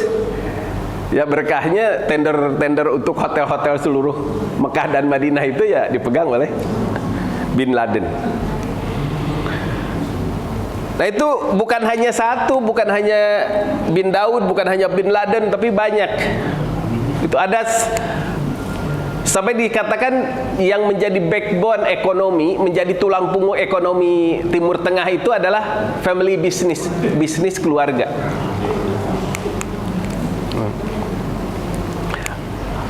Urutan 31 Muhammad Ubaid Amula Group, Zubair Corporation, Arfardan Group, Juma Majid Holding Group, Otem Holding. Ini semua adalah keluarga. Dan Bin Daud itu urutan ke-37. Nah ini Dr. Raja Al Ghurb ini dinobatkan sebagai wanita paling berpengaruh tahun 2023. Dan beliau itu melesat karirnya menjadi pemimpin Elsa Saleh Group. Artinya di perusahaan keluarga sangat mungkin saudara perempuan naik sampai ke karir puncak. Padahal tradisi di Arab, perempuan itu kan agak dipinggirkan, khusus cuma buat di rumah. Dulu-dulu di Arab itu perempuan tidak boleh nyetir. Baru 3 tahun ini perempuan boleh nyetir. Tapi kalau di perusahaan keluarga, wanita bisa menjadi presiden direktur.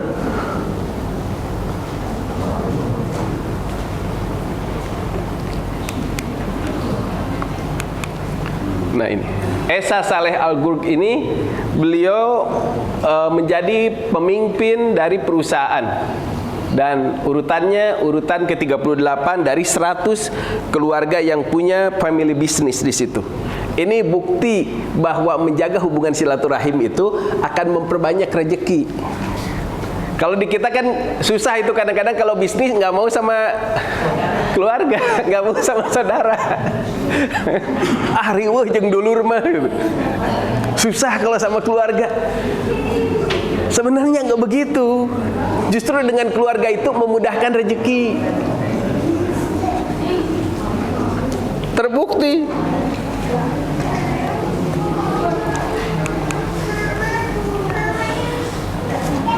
Ini salah satu peringatannya. Kata sahabat Ka'bul Akhbar, ada juga yang mengatakan itu tabi'in, ditunjukkan amal setiap hari Senin dan Kamis.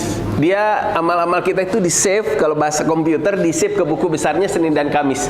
Kecuali dari orang yang memutus silaturahim, yang jelek dengan keluarganya. Foto ya kalau pas Amal itu berayun-ayun di antara langit dan bumi, gemerincing, mengingatkan, ayo selesaikan hubungan keluarga itu jangan jelek terus.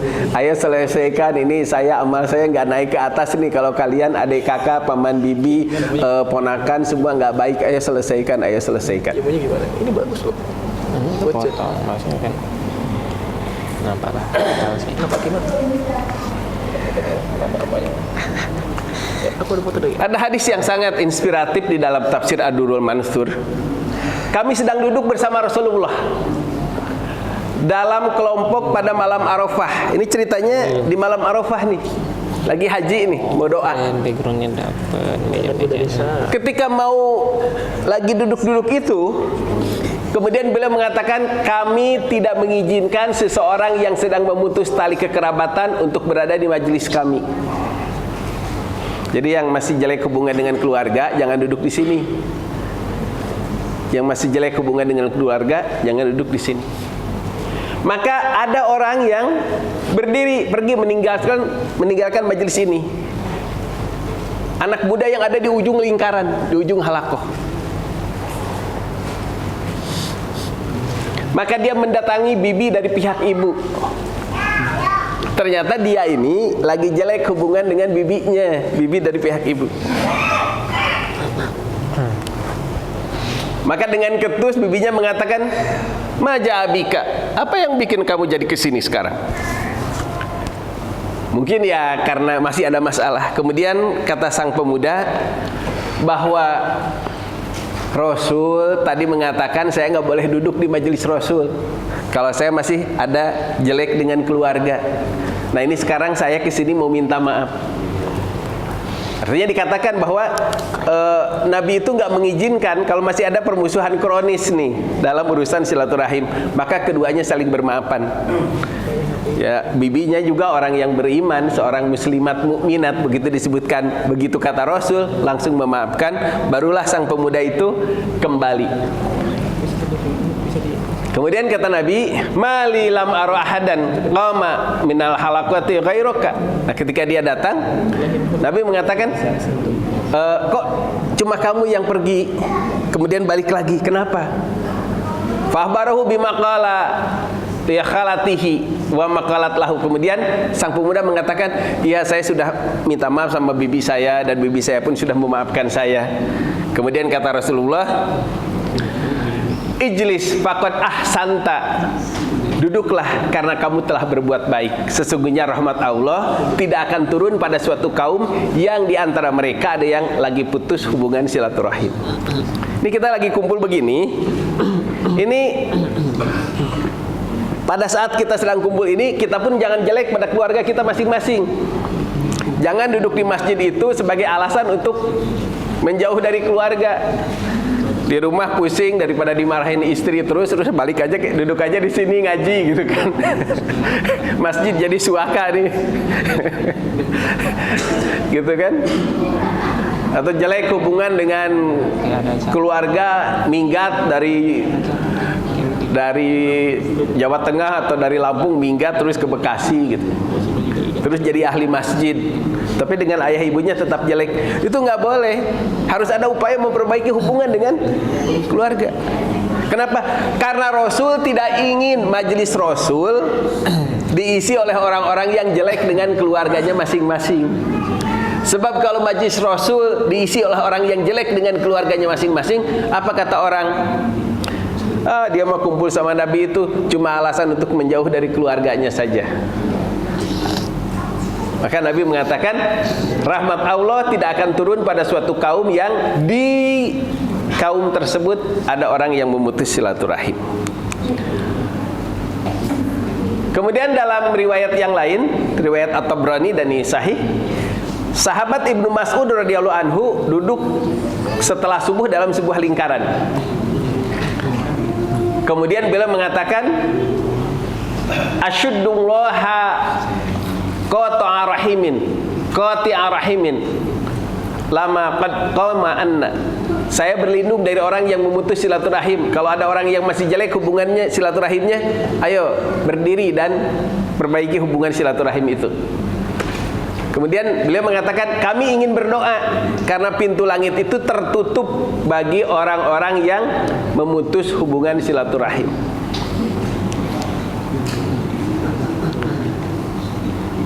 Ya, insya Allah, alhamdulillah kita duduk di sini. Nanti kan karena hubungan kita dengan keluarga baik, apa yang disampaikan di sini akan dibawa ke keluarga. Nah, pada bagian akhir saya ingin menyampaikan tren pasca pandemi Covid.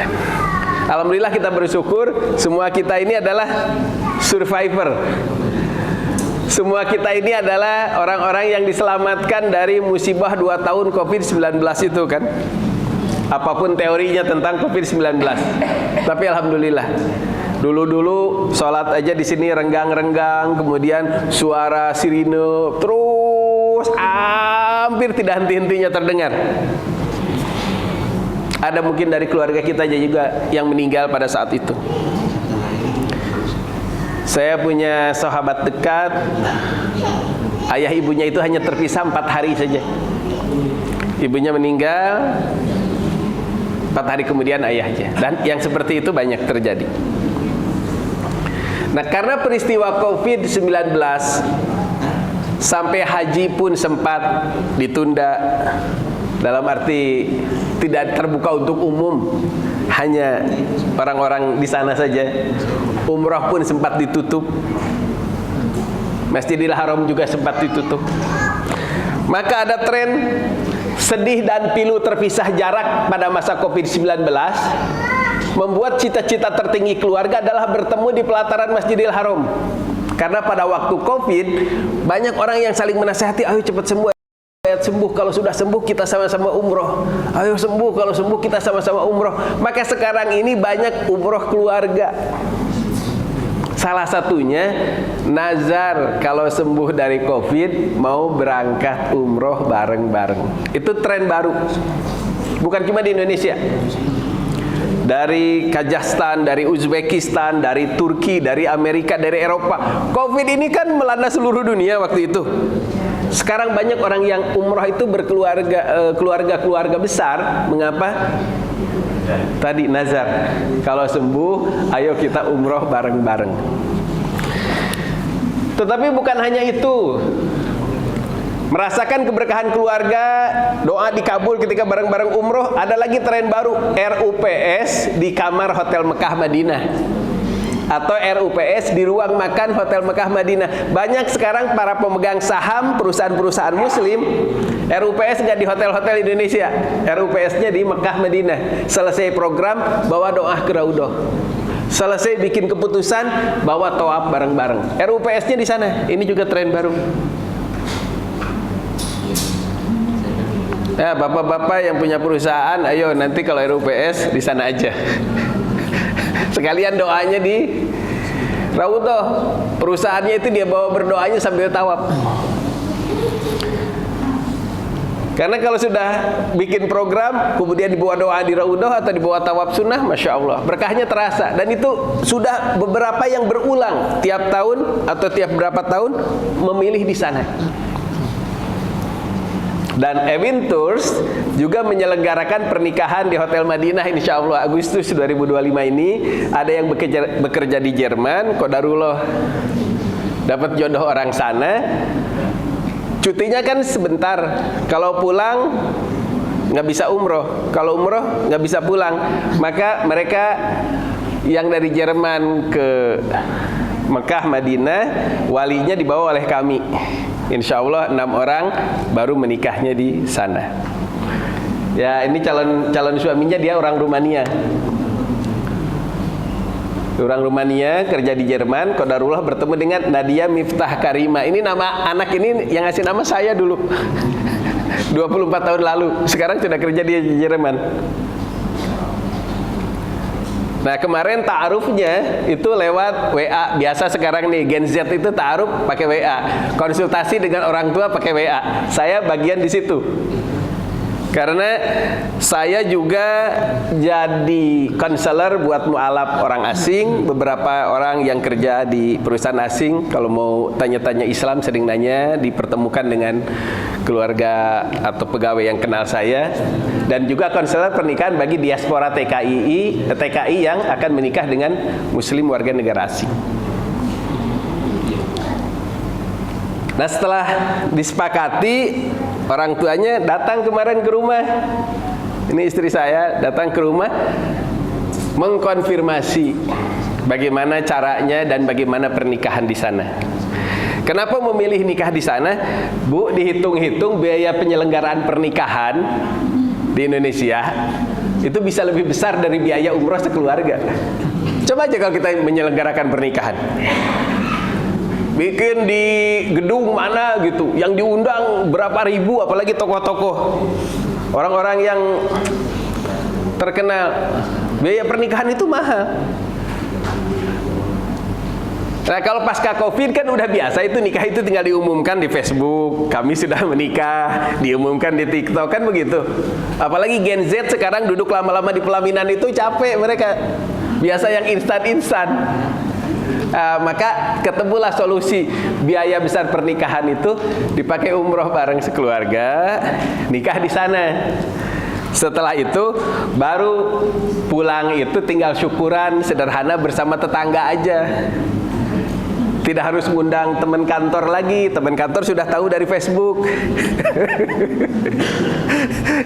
Nggak usah ngundang alumni sekolah. Kadang-kadang kan kalau anak-anak yang banyak gaulnya, pengen ngundang alumni SMP, pengen ngundang alumni SMA, pengen ngundang alumni universitas, teman-temannya aja udah 1000 misalnya.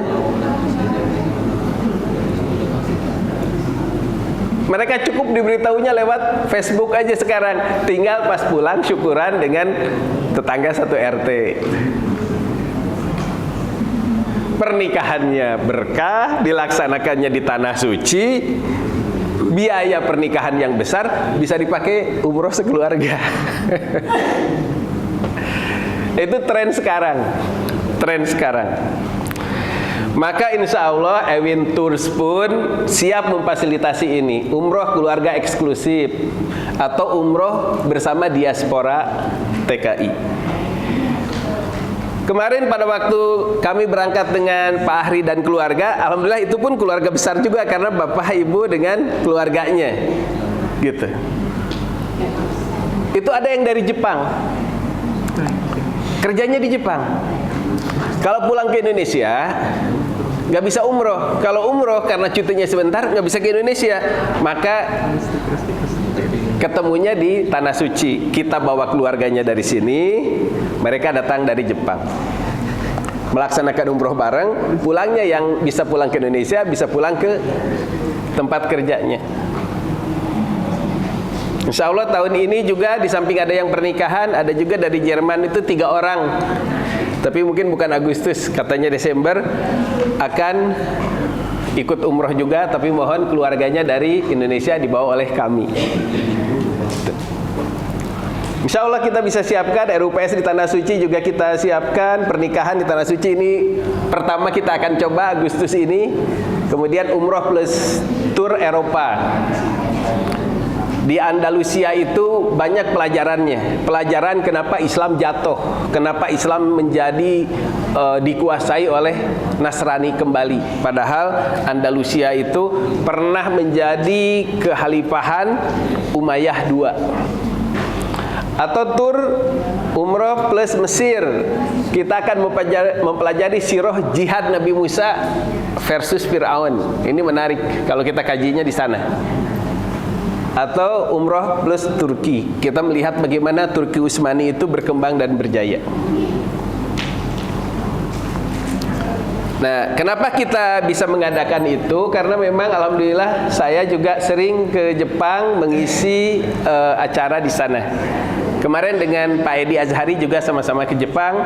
Kalau tadi Pak Edi Azhari bilang saya gurunya, padahal beliau juga guru saya dalam urusan bisnis, dalam urusan usaha.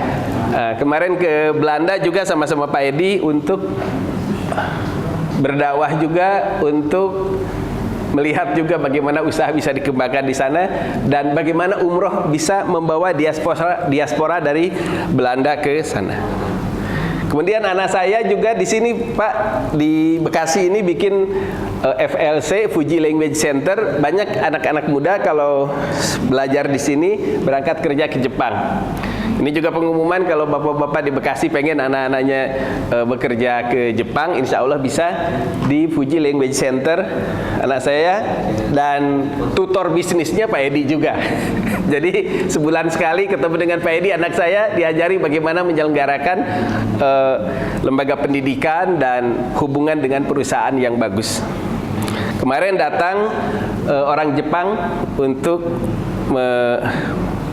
memberikan penjelasan langsung tentang bagaimana bekerja di Jepang. Anak-anak yang kerja di Jepang ini Pak, SMA bisa nabung 18 juta kalau mereka hemat. Paling sedikit nabung 10 juta yang sekarang berangkat. Cita-citanya bawa orang tuanya umroh. Jadi alhamdulillah. Dan saya pun pernah ke sana bikin komitmen waktu itu, insya Allah siap membawa keluarga yang bekerja di Jepang untuk umroh.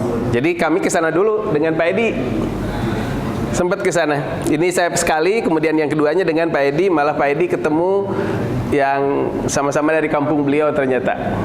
Di sana sudah punya pabrik tempe, dan tempe terbesar di Jepang itu orang Indonesia.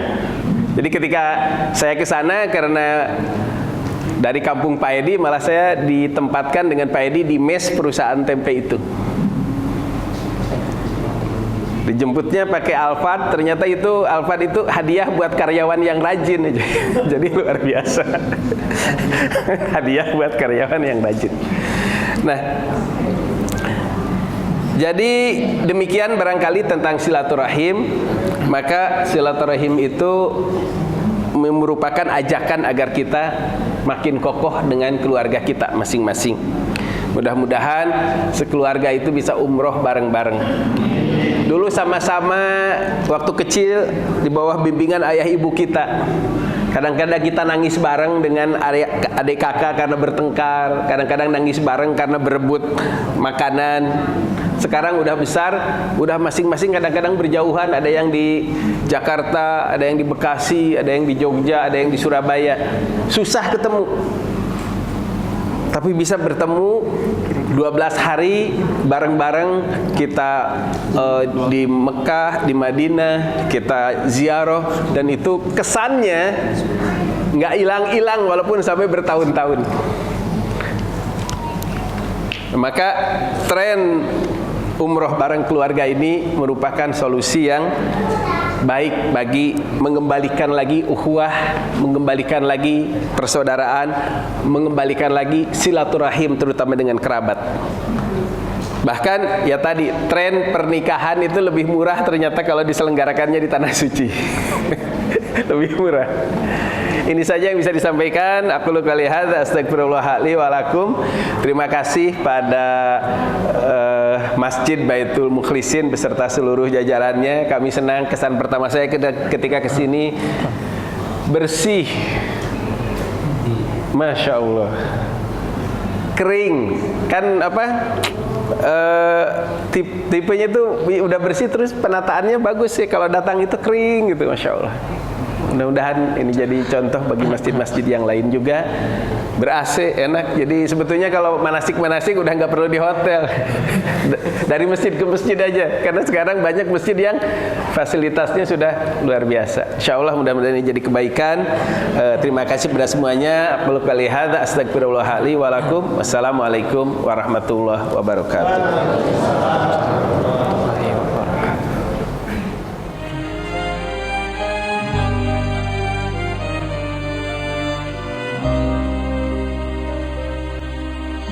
Labbaik Allahumma labbaik, labbaik la syarika laka labbaik, innal hamda wan ni'mata lak wal mulka la syarika lak, innal hamda والنعمة لك والملك لا شريك لك.